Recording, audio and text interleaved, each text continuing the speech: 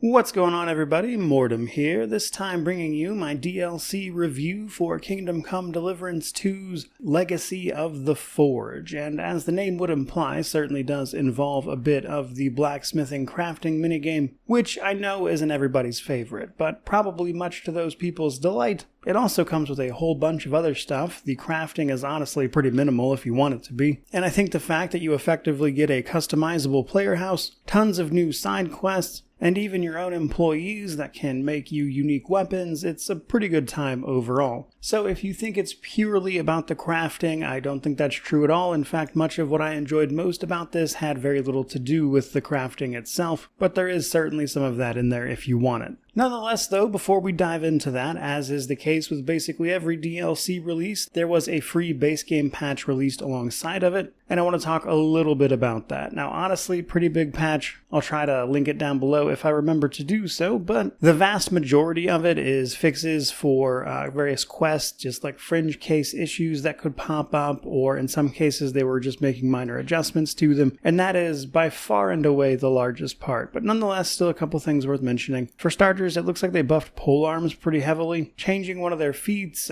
fixing animations, making them more useful in general, doubling their durability in the case of halberds, adjusting their combos to only be 3-hit combos as an example, so plenty of reason to jump into that particular playstyle if you wanted to, I suppose. Alongside that, a couple of other adjustments. Henry can cook eggs again. They altered the time it takes alcohol to spoil, which I think is especially notable on hardcore. And while not super interesting to me personally, they also updated the game's photo mode, basically just giving you more options to play around with there. So not an insubstantial update, but truth be told, I think most of it is going to come down to quests, which you may or may not want to actually replay through. Keeping it moving, however, we then have the DLC content itself. When it comes to starting this DLC, you need to have made it to Kuttenberg, where you can find a rundown forge there. Approaching it puts you into contact with a woman named Magdalena, the wife of the smith that used to work there before he passed away and things started to go south. The local blacksmiths guild takes care of Magdalena, but she refuses to move away from this burnt down forge. She points you in the direction, since you yourself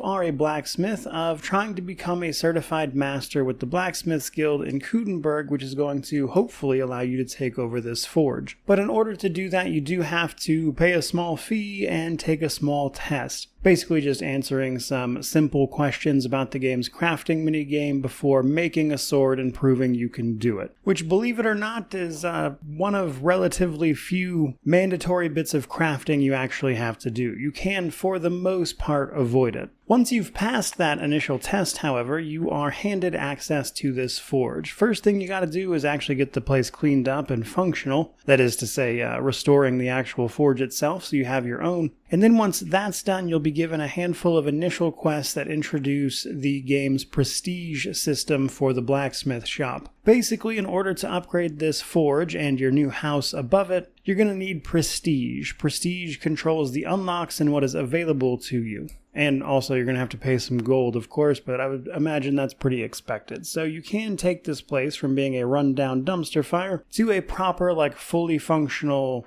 house alongside a shop that will actually sell things for you and provide a whole host of other services. The property is mostly divided up into the actual house section, the forge below it, and then the outside areas. Now, a lot of these, once you are able to actually unlock them, can provide individual benefits, like what you, for instance, decorate your big room with will determine what buffs you can get. So, for instance, sleeping in the beds you put there will provide unique buffs. Utilizing the storage there will provide unique bits of slow repair on items, that kind of thing. What dining table you use can give you a buff for the day. And you get a similar thing for the outside areas. You can install things like a washing tub to get washed up in, of course, a smokehouse to smoke meats, beehives to collect honey, and once you get a little farther in, you can even clear out the cellar, which is going to give you access to replenishing amounts of booze, on top of some unique drinks that seem to be from that specifically. All of that is to say there are some really, really good benefits to actually going through and updating all of this. But let's talk a little bit about how we're going to get the prestige to do that. So some of it is tied to the DLC's main quest, and then of course its side quests, pretty much all of which will grant you prestige. Now on the main quest side of things,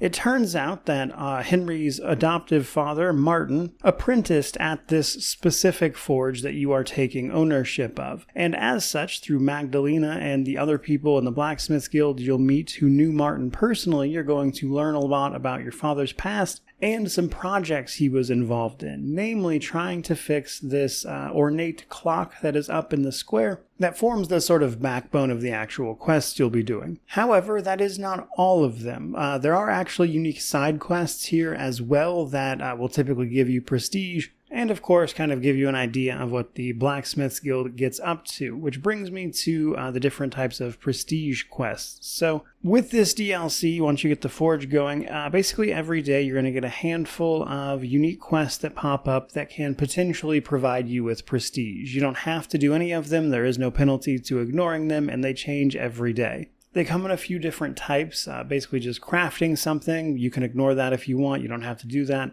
though you will get paid for having done so. There are donation quests where on behalf of the Blacksmiths Guild, you go donate a bunch of money, which gives you prestige, and then sometimes that also has extra stuff tied to it, like say the tournament for the Swordsmasters Guild, or the bell for Old Kutna, and some other unique things as well. So basically, while these may seem like, say, Radiant quests, sometimes they are actually unique individual side quests that are just tied to this prestige system. And it seems to be a bit of a roll of the dice, whatever you happen to get that day. But best I could tell, it is indeed unique side quests mixed in with repeatable stuff that all grants you the prestige you need to upgrade your forge and whatnot. Now, beyond just that, the other thing I mentioned was that you will get to hire some journeymen, in particular an armorer and a caster. This is going to do two things. It's going to provide you vendors on site to actually utilize to say, buy materials if you need to craft something in particular for a commission. But much more interestingly,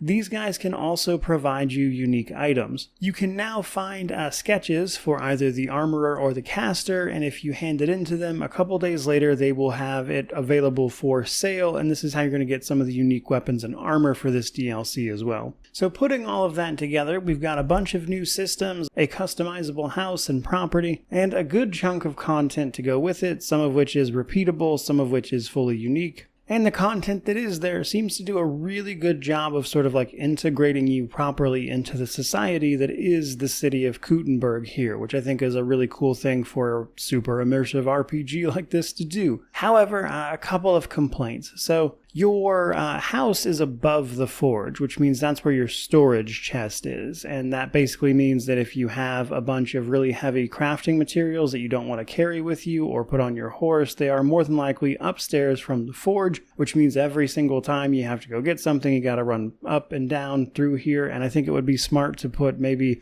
specifically just a crafting chest in the forge that is perhaps connected to it in some way, so you are not constantly running back and forth for materials, as if you're trying to grind prestige, you're likely going to be doing like every day, and it gets annoying fast. I also did notice a couple of bugs. Sometimes the, Radiant-esque system here for prestige blacksmith quests can kind of bug out sometimes. I ran into a couple that I don't think were completable. Now, you can, luckily, I suppose, go back to the person who gave you the quest and cancel it, as it recycles the next day anyway, so that will prevent you from, running into a situation where you were like fully locked off. But again, it really felt like a couple of these like items or a person didn't spawn or something, as there was just nothing to follow up on in terms of the actual quest. Like, say, the investigation prestige side quests typically send you to go clear out a bandit camp or go steal from a chest there in order to get some stuff back. Even then, there's a wide variety of those, and there's some unique ones. Like, I found one where I went up on the camp of bandits and the entire place had been just murdered already, and it turns out the people that hired them to steal from the blacksmiths, which is why you were investigating, then turned around and killed the bandits they hired to do so, which was an interesting turn of events. But on a couple occasions, the items that I was sent there to go find just straight up weren't there. Like, they weren't in the chest typically, the loot chest for the camp where that stuff typically spawns. It wasn't on the guys. I had another instance where I think the chest I was supposed to loot bugged out. I had max out thievery on the save, and it kept telling me the lock was too hard to pick, and none of the characters that died in the camp had keys on them. So it seems like the items I was sent there to retrieve were in some sort of bugged out chest that was impossible to open. Which is to say, I think this DLC, even in adding some of this stuff, could have kept in mind some quality of life, and at the same time I ran into a few more bugs than I certainly would have liked to. Now that stuff wasn't enough to distract me from the fact that this DLC adds a ton of content. The house, the forge, all the benefits you get from fixing that place up, and everything you can do there in terms of unique bonuses that you don't see anywhere else, even if you can get the service elsewhere. The unique items you can get from employing two people, the fact that there is a chest you can dump items into to have the shop actually act as a shop, and while typically not the most efficient in terms of just raw money making potential, it is pretty easy to just dump items in there, forget about it, and collect it from Magdalena later as an example, so you do have options, I suppose, is my point. And all combined, Legacy of the Forge surprised me a little bit. It was a lot better than I was expecting it to be, given the nature of it seemingly just being like a crafting one. There's actually quite a bit more to it than that, and while I would not want people to get carried away with their expectations in regards to this, it does, I think, do a lot of cool things for the price of $14 US, and it's also part of the season pass they sold as well. If you bought that previously, you'll own this. And I think for that price, there's a lot on offer here, so obviously I'd happily recommend it, which brings an end to this particular video. So hopefully you enjoyed all that. If you did, by all means, like, comment, subscribe, all that YouTube jazz. Let me know what you think about this one down in the comment section below. But regardless of any of that, truly, just thank you so much for watching. I really do appreciate it. May you wander in wisdom and have an amazing day.